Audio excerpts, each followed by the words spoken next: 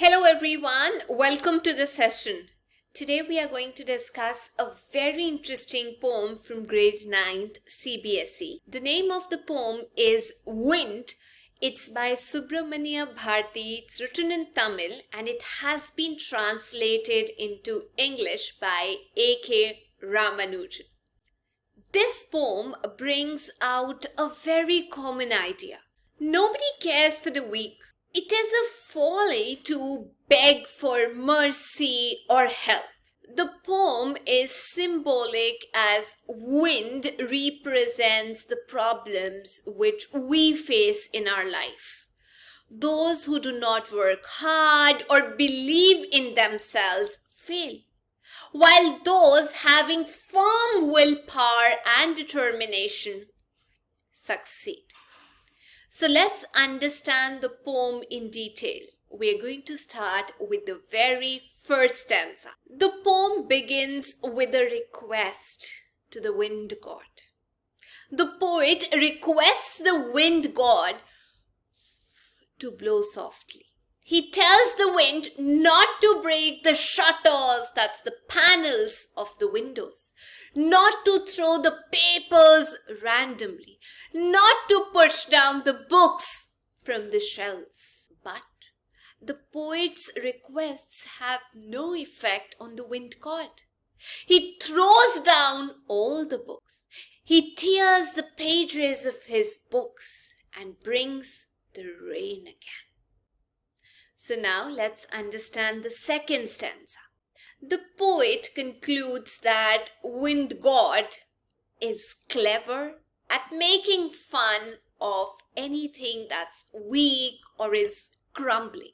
He makes fun of weak people, weak houses, weak doors, weak rafters. It's like a beam forming part of internal framework of the house, supports the roof. Makes fun of weak wood, weak bodies, weak lives, and weak huts. He breaks, crushes, and scatters them all. The wind god is trying to crush them by blowing air. Like how grains are filtered, winnowed from chaff, the wind god seemed to blow off all the weaklings like chaff. He says the wind has strength only against the weak, faint objects and people. The poet calls wind God as it symbolizes power. The poet wants people to be strong to face obstacles in their life. He repeats the words crumbling to bring out the fact that it only crushes weak ones and not the strong ones. The poet indirectly conveys that if we stand against obstacles in life, we will succeed in our life. Moving on to the third stanza. In this stanza, he refers to the wind. He will not do what we tell him to do. So what can be done? The weak can strengthen themselves to fight against the wind. So the poet calls upon the weaklings to make themselves strong. They should not beg for help or mercy. They should build themselves strong homes. They should fix their doors firmly. They should make their bodies strong. They should make their hearts firm. And when they do all this, the wind god will be friends with them. Now let's understand the last and the fourth stanza. The poet gives the example of fire. If the fire is weak, the wind blows it out. But if the fire is strong, the wind adds greater power to it.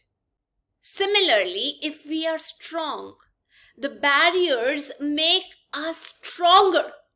If we are weak, the problems and hurdles in our life will put us off. In other words, even God helps those who make themselves strong. The poet imagines some weaklings who have made themselves strong. Now they have begun to feel that wind god is a good friend. Now they praise him daily. Thus, the poet gives the idea that nobody cares for the weak. Be strong. So that's all about the poem. I hope you've understood it. If you like the video, please make sure you like, share, and subscribe to it. Thank you. Bye-bye.